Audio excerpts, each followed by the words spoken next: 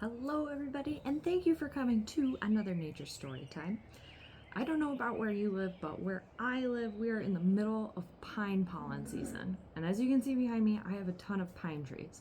So during this time of year, the pines release their pollen like a yellow dust, and it coats just absolutely everything around me. So you can see all that pollen on my finger. It's coating currently on my porch. It's even, because I had my doors and windows open yesterday, it's covering everything inside my house. So for today's story time, we are going to read a story about pollen. It is called Achoo! Why Pollen Counts. And it was written by Shennen Bersani. So let's find out what's going on with pollen. Achoo! Achoo! Baby Bear sneezed. He rubbed his itchy, watery eyes and sniffled his runny nose. Baby Bear lumbered out of his den into the warm spring air. His fuzzy black fur glistened in the morning dew. A coat of yellow dust covered the forest outside of his home. Sounds like Baby Bear has some allergies. How many of you get some springtime allergies? Yuck!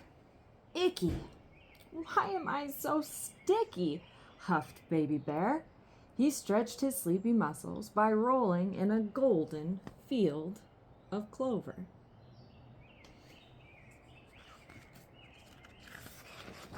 Valerie Vole poked her head out of her burrow. You rubbed pine pollen on your fur, she said. You have an allergy. Achoo! Achoo! I'm allergic to pollen too, Valerie sneezed as she scurried back underground. Can you see all the yellow pollen on Baby Bear?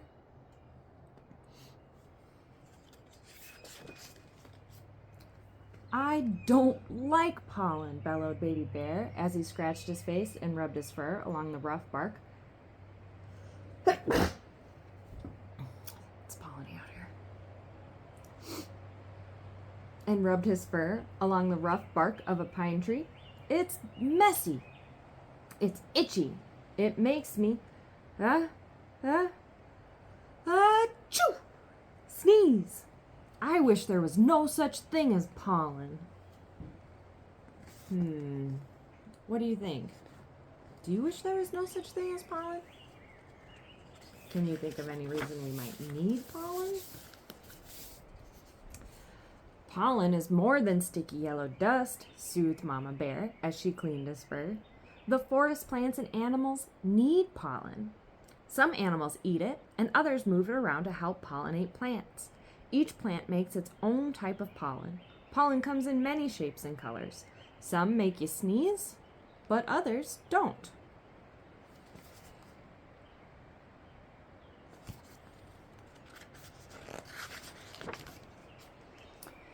In the spring, I catch pollen in my web and eat it for dinner, said Sandy Spiderling as she swayed from a branch. Some types of pollen are light and float in the air, like all the pine pollen around.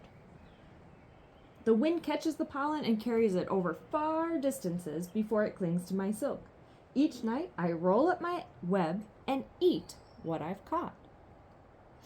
Did you know that some of our spiders eat pollen? That's pretty cool. Other types of pollen are heavier and cling to flowers, said Zoe Zebra Butterfly. She reached into a deep flower with her long proboscis. She slurped up the pollen inside. Many insects eat pollen. Ant larvae, carpet beetles, wasps, and honeybees all think pollen is a tasty meal. Okay, so I had to fact check this because I thought butterflies just were slurping up nectar with their proboscis. And it turns out there's a group of butterflies known as the long-winged butterflies, that actually eat the pollen too. And they have a special saliva that dissolves the pollen, and then they can take the nutrients out. And pollen is super rich in proteins, and our nectar is really just sugar. And these butterflies live longer than most other butterflies, and they think it's because they eat the pollen, which I thought was super cool. Honeybees? I love sweet honey. But don't honeybees eat nectar? Baby Bear asked. I also love honey. We do eat nectar, hummed Honeybee. But bees eat pollen too. We have small baskets on our hind legs, like this one, that we use to collect pollen. In the hive, we use the pollen and the nectar to make bee bread. Our larvae grow strong eating the protein-rich bee bread. Some animals, like butterflies, bats, bees, and hummingbirds, drink nectar from summer flowers. Pollen sticks to them as they travel from flower to flower. Everywhere they go, the pollen goes with them. After the flowers are pollinated, the plant can grow fruits like apples and berries.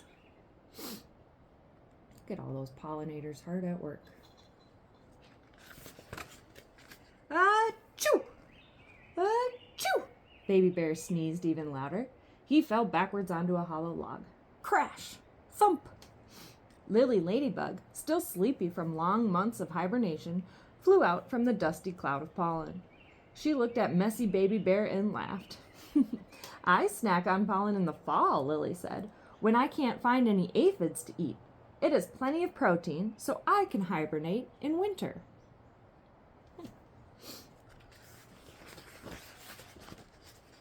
Baby Bear shook himself off. So, Sandy, Spiderling, eats pollen in the spring. Zoe, the butterfly, and Honeybee eat it in the summer. Lily eats it in the fall. Do any animals eat pollen in the winter? Asked Baby Bear. Yes, said Sammy Snow Owl. Pollen floats high in a cloud. It clings to water, which freezes, forming ice crystals.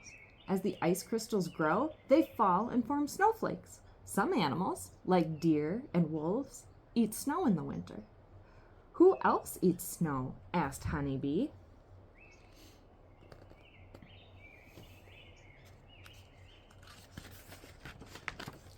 I do. I ate snow when I first came out of hibernation, sang Baby Bear, so I eat pollen too. Pollen is part of honey, it's found in snow, and necessary for the growth of apples and berries. It's a food for some animals and helps plant grow into food for others. I guess I do like pollen, after all. Achoo! So Baby Bear has changed his mind. He's decided pollen isn't so bad after all, because our plants and animals need pollen. So I want to read in the back here real quick. It says, achoo! Understanding allergies. Our bodies have all kinds of systems to keep us healthy. We have systems to help us breathe, see, taste, and many more. The immune system's job is to protect the body from sickness and infections. When you have a fever, your immune system is fighting to rid your body of a sickness. You might think of your immune system as a superhero that lets good cells in, but fights to keep bad ones away. Sometimes the immune system gets confused and thinks that some cells are bad that really aren't. Some of these confusing cells, called allergens, come from pollen, bee venom, mold, or even animal fur. When the superhero immune system tries to prevent these allergens from getting into your body, you might have an allergic reaction, like a fever. That's just the immune system way of protecting the body. Sometimes the allergic reaction is like the superhero going on the offensive. The immune system tries to push the allergens out of the body. A runny nose, watering eyes, vomiting, sneezing, and coughing are all ways that the immune system tries to push the allergens out of the body. These reactions can be annoying, and you might not feel well, but they won't hurt you. If the superhero immune system goes on the defensive, it might shut down your throat or airways to keep the allergens from getting into your lungs. While that might keep the cells out of your lungs, it can also keep you from breathing. If this happens, you need to get medical help immediately. So for those of you suffering from allergies during the spring, from all the pollen in the air, just know, right, that pollen has a super important job for our plants and our animals, and even for us in a lot of the foods that we eat. So we've got to bear with it through, bear with it through the pollen season. So that is our story for today. If you're out and about this weekend, see if you can take a closer look at any of our plants and see the pollen structures on the plants. I'll put some resources and activities related to pollen and pollinators down below, and we'll see you again soon for another story time. Bye-bye.